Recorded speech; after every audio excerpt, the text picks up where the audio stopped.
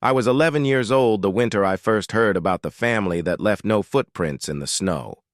My grandfather had been the one to whisper the story into my ears while we sat near the old iron stove, its sides glowing orange with heat, our boots drying in front of it.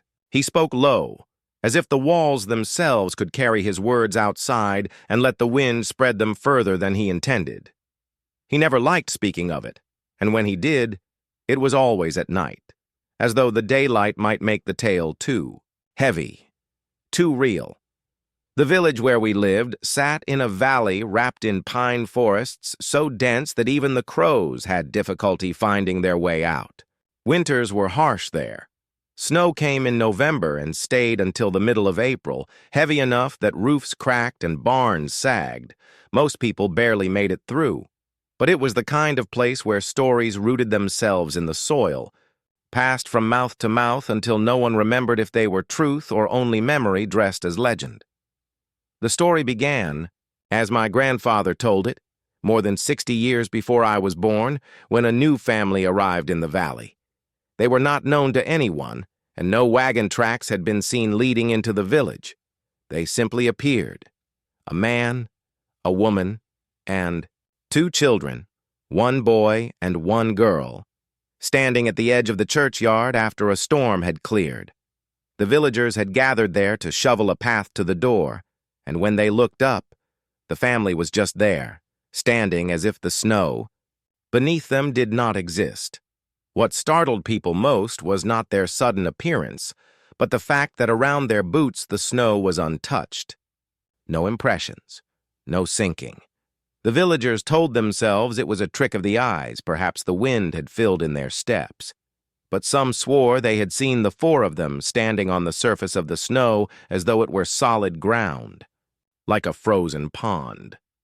The man introduced himself as Elias. His wife was called Marta. Their children, he said, were Stefan and Ellen. No one recognized their accents. Their clothes, though plain, were stitched from fabric the villagers could not name. The pastor, cautious but kind, welcomed them, as did most of the town. They were given a small cabin on the north edge of the forest, one that had been abandoned for years after its roof caved in. Somehow, by the next week, the cabin looked repaired. Smoke curled from its chimney, and the walls no longer leaned like broken shoulders. No one had seen carpenters carry lumber, nor heard the hammering of nails. It was as if the place had been mended silently in the night. My grandfather told me that in those days the villagers watched closely. Outsiders were rare, and anyone new was subject to whispers. The children, Stefan and Ellen, went to the small schoolhouse, where they wrote quickly and read faster than even the teacher herself.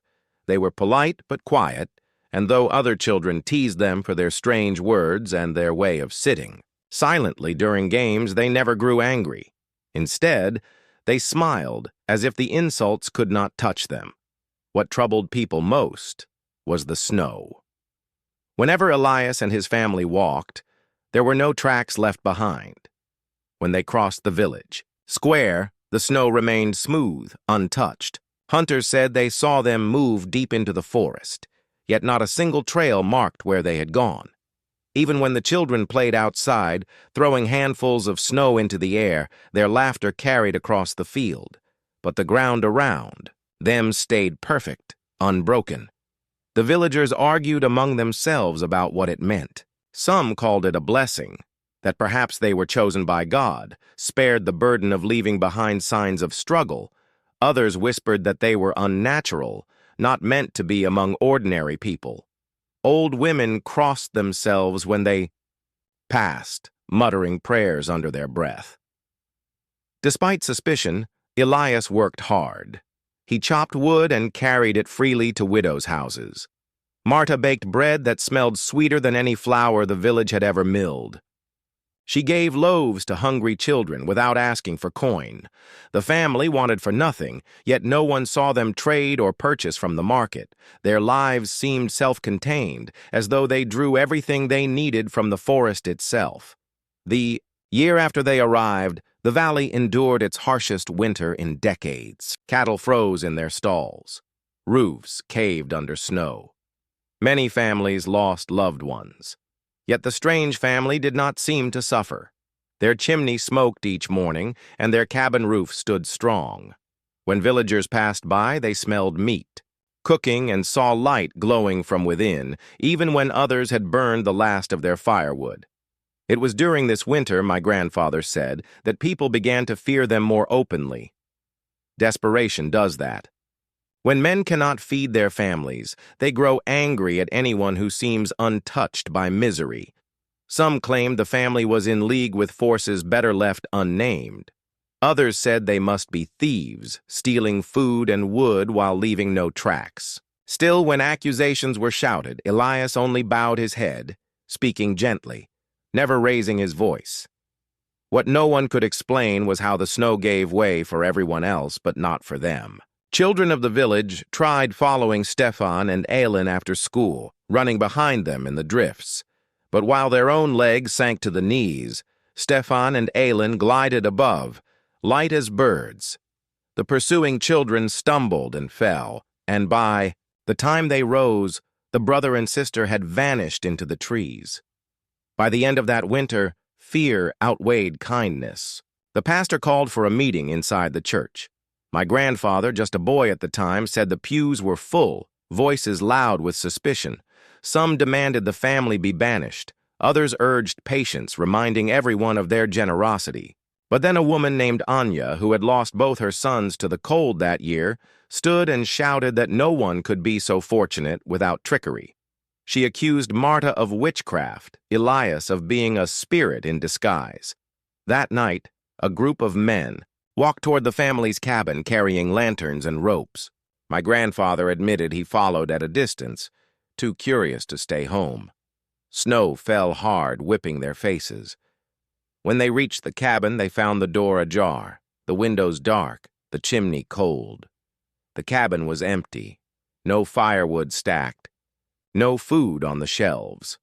Only 4 chairs pulled neatly to a table, and on the table, a single candle still burning, though no one had lit it. The men searched the woods, but not a single footprint led away from the house. The snow lay smooth in every direction, untouched. By morning, the storm had covered everything, erasing even the men's own tracks. The family was never seen again. That was the story my grandfather told me. And though it sounded like something stitched from old fears and long nights, he swore it was true. He swore he had seen the empty cabin himself, the candle flickering, alone. And as he looked at me across the glow of the iron stove, his eyes wet with memory, he said quietly, "Some families walk through this world and leave no mark. And maybe that is the greatest mystery of all." Years passed after the family vanished, but the story did not fade. In fact, it grew sharper, more unsettling, as though the silence they left behind made the village hear them louder than before. My grandfather said that when people tried to forget, something always pulled the memory back, like a thread tied too tightly around the wrist to be slipped off. He told me that the abandoned cabin became a place the children dared each other to go. It still stood at the north edge of the forest, its roof and walls sturdy, though no one tended it. Snow slid off its shingles like water, never piling heavy enough to break it down. In a valley where barns rotted and homes collapsed after only a few seasons of neglect, this cabin remained untouched, as though protected by invisible hands. The villagers tried to sell it more than once. A newly married couple, eager to start their life together, moved in one spring. They left before autumn, pale and trembling, refusing to speak of what had frightened them.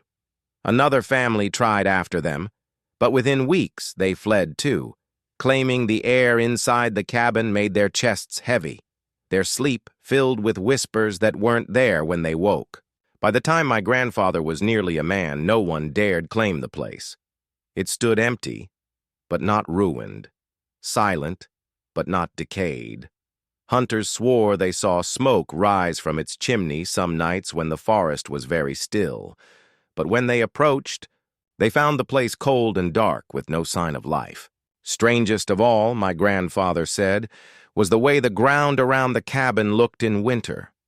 Snow lay deep everywhere else, but around that house the earth seemed always smooth, flat, like a sheet of untouched glass. No deer left tracks there, no fox prints dotted its edge. Even when storms dropped heavy snow, the surface around the cabin remained unbroken, as though it belonged to a place outside of time. The villagers grew accustomed to the mystery, though they never spoke of it openly. But whenever a child asked, adults silenced them with sharp looks. Superstition clung to their tongues, but fear clung tighter. It was easier to pretend the family had never come, never lived among them, never smiled in the square or given away bread. But not everyone was content with silence. There were always wanderers who drifted into the valley, strangers who heard whispers of the story and wanted to see for themselves. Some came as scholars, carrying notebooks filled with neat handwriting and questions about old folklore. Others were travelers who claimed they had heard songs in distant villages about the family who left no footprints. And then there were those who came with darker eyes, men who sought riches in secrets, who believed the family's disappearance hid something worth stealing. Most left disappointed. The cabin gave up no answers. The woods around it remained quiet, and the snow gave no trails to follow. But a few never returned at all. My grandfather said the first to vanish was a man named Carl, a fur trader.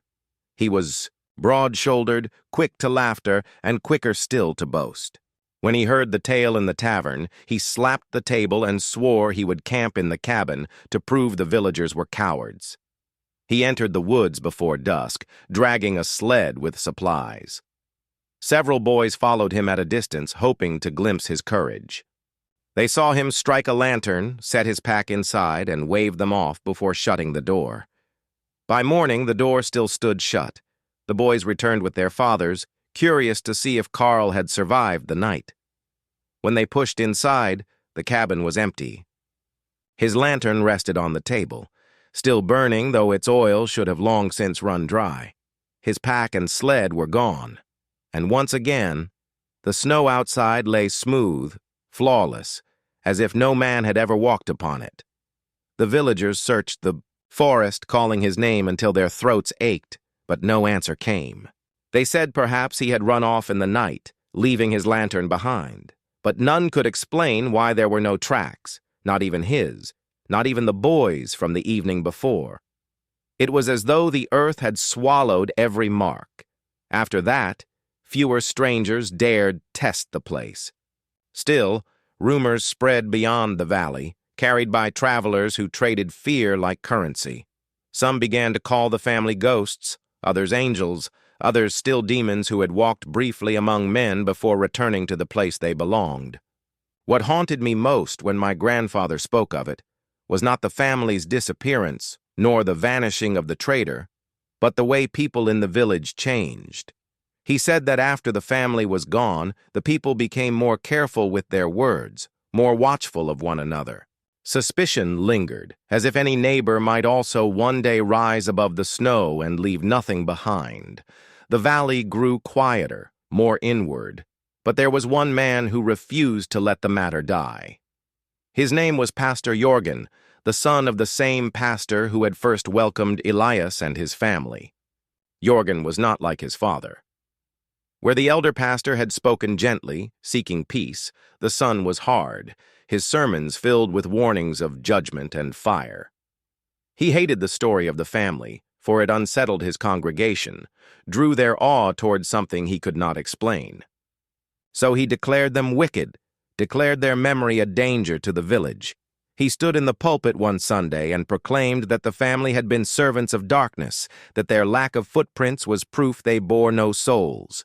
He told the people that if the cabin still stood, it was because evil lingered there, feeding on their fear.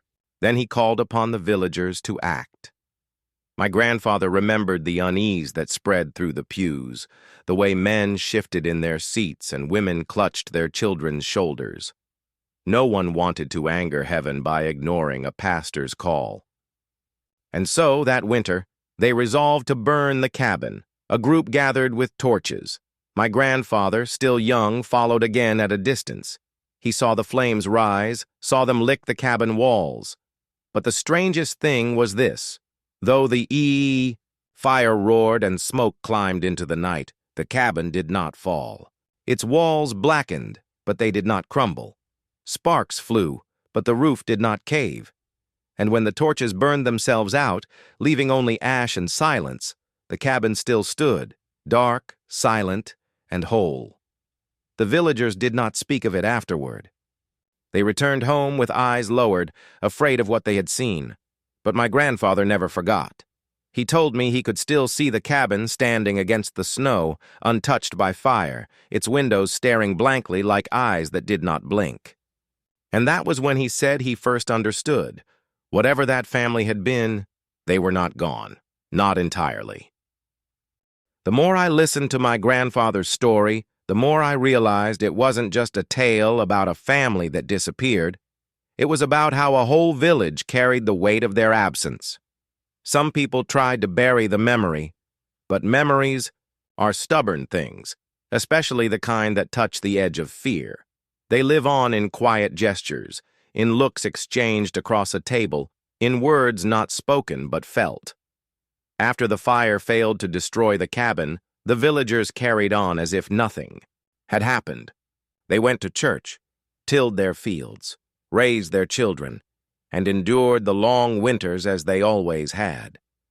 Yet beneath all that routine was a silence, a hesitation, as if they were always waiting for something to happen.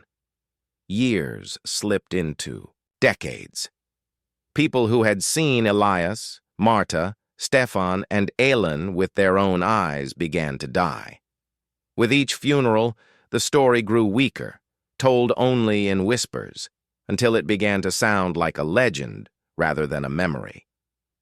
But legends, my grandfather told me, have a way of refusing to die completely. When he was a man, and I not yet born, there was a winter unlike any the valley had seen. Snow fell thick and constant, and the cold pressed down so hard that frost cracked the windows from the inside. Livestock perished, families huddled together for warmth. The river froze so solid that men could walk across with wagons.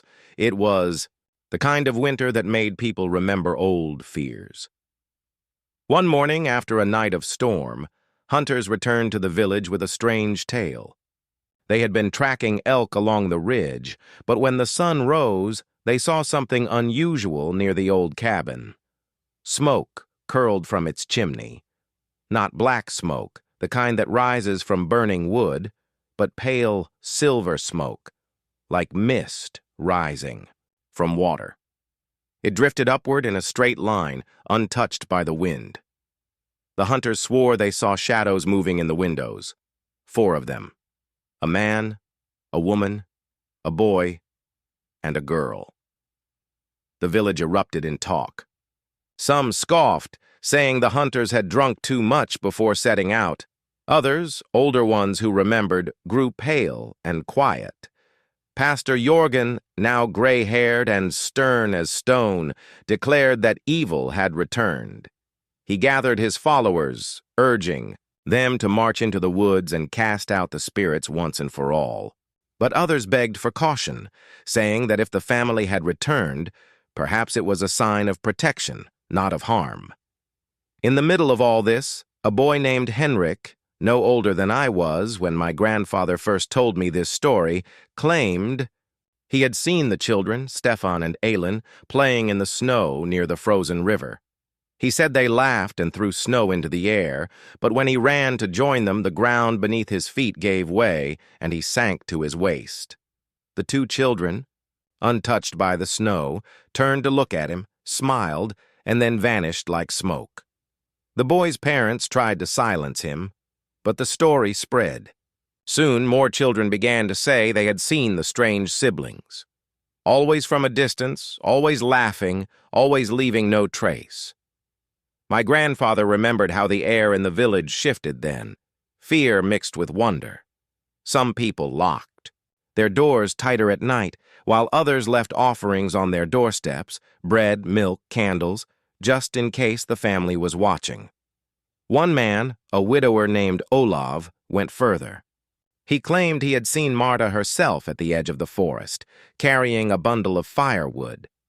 He said she had looked at him with kind eyes and placed the wood at his feet before turning back into the trees. When others asked where the wood had come from, he could not answer. But he swore it burned hotter and longer than any he had chopped himself. Stories like this spread quickly, and soon the valley was divided. Some believed the family had returned as guardians, protecting the village in its harshest winter. Others insisted they were a curse, spirits feeding on the villagers' fear. Then came the night of the great blizzard. My grandfather spoke of it with a faraway look, as though he were still there. The snow fell in sheets so heavy it seemed the sky itself was breaking apart. Roofs groaned under the weight. Doors froze shut. Many believed they would not survive until morning. But in the darkest hour of that storm, something strange happened. A light spread across the snow, soft, steady, not the wild flicker of torches, but a glow that seemed to rise from the ground itself.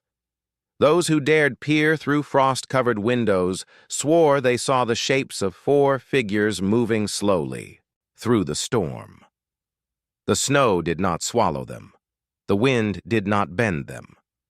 They passed through the village square, their outlines blurred by the white night, and then disappeared toward the northern forest. When morning came, the storm was gone. The sun broke through clouds, dazzling on the fresh snow, and in the village square, where the figures had passed, the ground was smooth, untouched, as if no snow had ever fallen there at all. People fell silent. Some wept with relief, believing the family had saved them from the storm. Others were shaken, believing the sight a warning.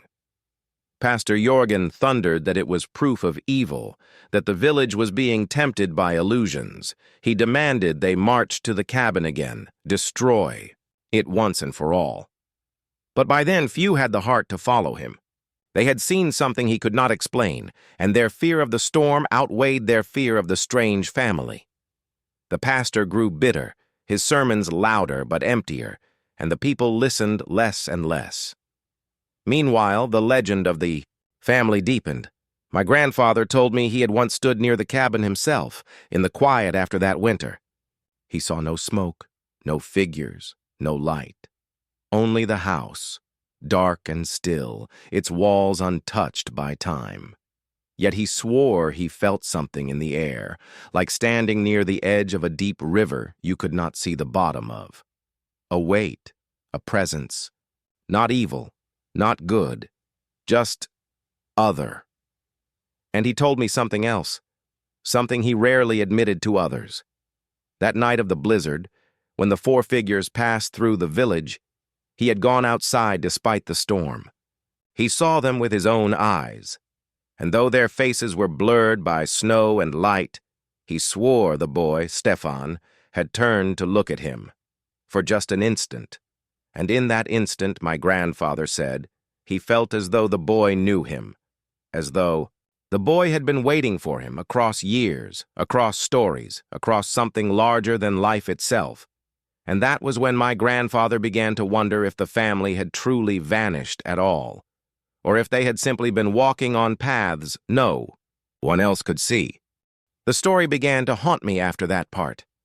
I would lie awake at night, staring at the ceiling, imagining what my grandfather had seen during that blizzard, the 4 figures gliding across the square, leaving nothing behind.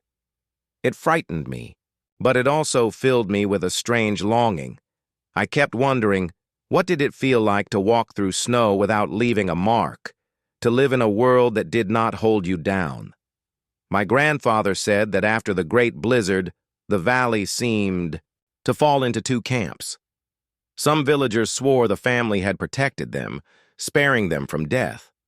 Others muttered that it was a test, that the family was baiting them, softening them before something worse.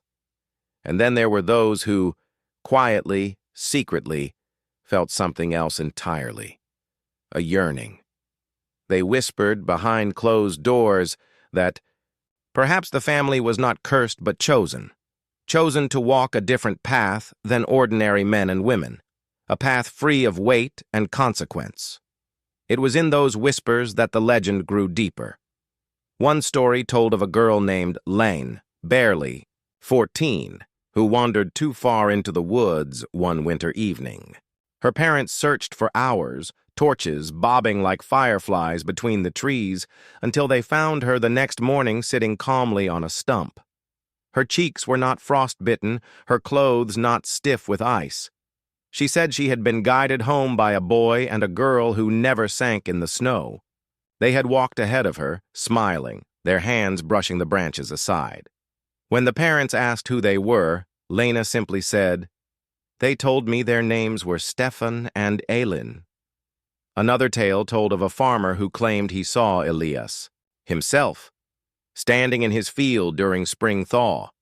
The farmer was plowing when his horse spooked, nearly overturning the plow. As he struggled, a man appeared, steadying the horse with one hand. The animal calmed instantly. When the farmer turned to thank him, Elias had already walked across the half-frozen mud, leaving the ground as smooth as glass. Some believed these stories. Others laughed them away. But even those who laughed could not explain the quiet changes that came to the valley. Crops grew stronger, winters, though still harsh, no longer brought as many deaths. The river thawed earlier, the soil softened quicker, and some said the forest, once dark and menacing, seemed less cruel. It was almost as if the family had become part of the land itself, their presence woven into the valley's breath. But not everyone welcomed this peace. Pastor Jorgen, old and bitter, railed harder against the memory of Elias and his kin. He claimed every blessing was a disguise, every harvest a trick meant to draw souls away from God. He warned that the family would return not to protect, but to claim what was theirs. His voice cracked with age, but he still pounded the pulpit with his fist, demanding that the people not forget the danger. Yet fewer and fewer listened. My grandfather said that when Jorgen died, his church bells rang hollow, echoing over a village that no longer feared the family as he did. Some wept, but others sighed in relief. And so his voice faded into the ground, leaving behind only the echoes of sermons no one wished to remember. Still, the cabin remained. It stood there, weathered, but never ruined, a constant shadow on the edge of the forest. No one entered it anymore, not even the curious. The people had learned to leave it alone, to let it be what it was, a place outside of ordinary time. Children dared each other to run to its door and knock, but few ever did, and those who did returned pale, claiming they had heard faint laughter inside. My grandfather admitted to me, years later, that he himself had gone to that door when he was a young man. He had knocked 3 times. No one answered. But as he turned to leave, he swore he heard footsteps behind the door, soft, deliberate, unhurried. The kind of steps that knew exactly where they were going. He never tried again. And so the story rested there, balanced between fear and wonder. Some villagers spoke of the family as guardians, others as omens, but all agreed on one thing. They had not left entirely. Whether as memory, spirit, or something else, they lingered. The strangest part, my grandfather said, was that the family never seemed to age in the stories. Stefan and Elin were always children, laughing at the edge of the woods. Marta was always the kind woman with kind eyes. Elias was always the steady figure, carrying wood or calming a horse. Time moved forward for the valley, but not for them. It was as if they belonged to a different rhythm, one not measured by clocks or seasons. I remember asking my grandfather then, "Do you think they're still out there, even now?" He stared into the fire a long while before answering. His voice was quiet, almost a whisper. "I think," he said, that some things do not die the way we expect. They slip into the cracks of the world, into the places we don't see, and they keep walking there. They may not be flesh and blood anymore, but they are not gone. Not truly. His words stayed with me. They made me wonder about footprints, about the way people leave marks behind. Perhaps the family's gift, or curse, was that they left none. No trace to be followed, no evidence to be measured. And yet, in another way, they had left a deeper mark than anyone else. The valley still whispered their name. The villagers still argued about them. And I, a boy born long after they vanished, still lay awake at night, haunted by their silence.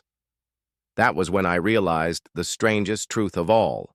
Sometimes the ones who leave no footprints are the ones we remember longest. The more I grew, the more my grandfather's story became less like a tale and more like a shadow that followed me everywhere. I carried it in the back of my mind while walking to school, when the snow cracked beneath my boots, when the nights were so quiet that every creak of the house sounded alive. It felt less like something that had happened long ago, and more like something that still breathed somewhere nearby.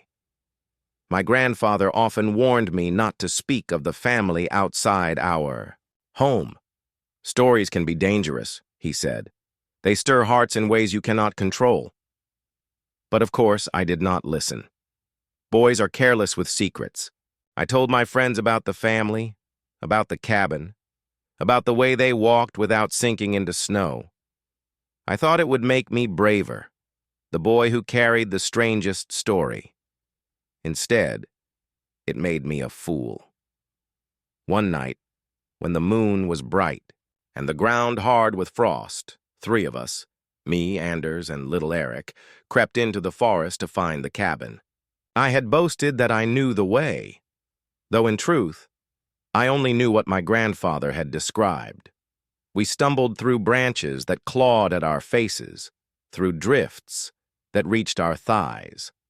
At last, after what felt like hours, we saw it. The cabin, silent and gray in the moonlight. It looked ordinary, almost disappointingly so. Its roof sagged slightly with snow, its windows black and empty. Yet there was something in the air around it, something heavy. Even Anders, who always laughed at danger, stopped smiling. Eric clutched my arm and whispered that we should go back. But pride is a cruel master. I had led us there, and I could not return without proving my courage. So I told them to wait while I approached the door. My heart pounded as I climbed the short steps and raised my fist. The wood was cold beneath my knuckles when I knocked. Once, twice, 3 times. Silence. I turned to my friends, ready to laugh at the emptiness of it all. But before I could speak, I heard it. Footsteps. Slow, steady, deliberate. They came from inside, moving toward the door. My breath caught. Anders's face went pale. Eric whimpered and bolted into the trees. I stood frozen as the steps reached the door. The handle did not turn. The hinges did not groan. But I knew. Someone stood on the other side. For a moment, I thought the wood between us might dissolve, that I would see Elias or Marta staring back at me. Then, just as suddenly, the sound stopped. The silence was deeper than before, thick enough to press against my ears. I stumbled backward, nearly falling down the steps, and fled into the trees after my friends. We never spoke of that night again. Not to one another, not to anyone. Yet, the memory burned in me, proof that the family's presence was not only an old story. Something remained, something waiting. When I finally confessed it to my grandfather years later, he listened without surprise. He only nodded as if he had expected it. "The family chooses who hears them," he said. "They do not walk among us the way we do, but they are not gone. You've touched their silence now, and it will follow you." I asked him then, with all the fear and trembling of a boy desperate for answers, what the family truly was. Spirits? Angels? Cursed souls? He looked into the fire, his face lined with shadows. Perhaps none of those. Perhaps all. What matters is not what they are, but what they remind us. They remind us that some lives are not measured by footprints or graves. They are measured by the stories left behind. But even as he spoke, I sensed he knew more than he would say. The valley itself seemed to remember. People avoided the cabin, yet no one dared tear it down again.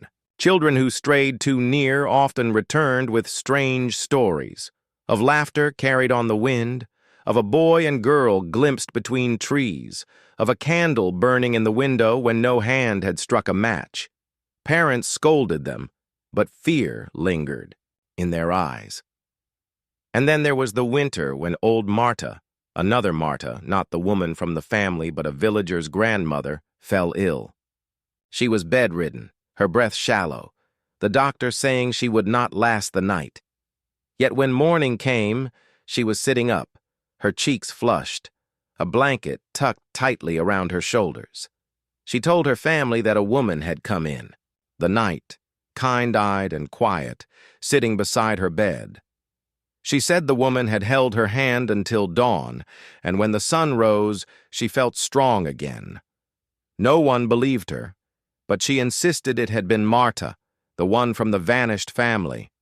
Her hand was warm, she whispered, and her face was gentle. I will never forget it. The story spread, and though many dismissed it as the ramblings of an old woman near death, others listened closely. They wondered if the family lingered, not to haunt, but to help. Still, the fear never vanished. For every story of kindness, there was another of unease. Travelers claimed they felt watched in the forest, their footsteps echoing as if doubled. A woodcutter swore he heard a child's laughter just behind him, though no one was there. And always, the snow told nothing. No tracks, no proof, only silence. The balance between wonder and dread grew heavier as the years passed. My grandfather, aged, his voice slower, his eyes dimmer, but whenever he spoke of the family, his tone sharpened as if the story itself kept him young. He warned me again and again, if you hear them, do not follow. If you see them, do not reach out. Some paths are not meant for us, but I could not help wondering, what if those paths were meant for me? Every winter, when the snow lay smooth and perfect, I found myself staring north toward the cabin. Sometimes I thought I saw movement among the trees, faint as breath. Sometimes, at night, I thought I heard footsteps outside my window, soft, steady, deliberate, always the same, and with each year, the story grew less like my grandfather's and more like my own.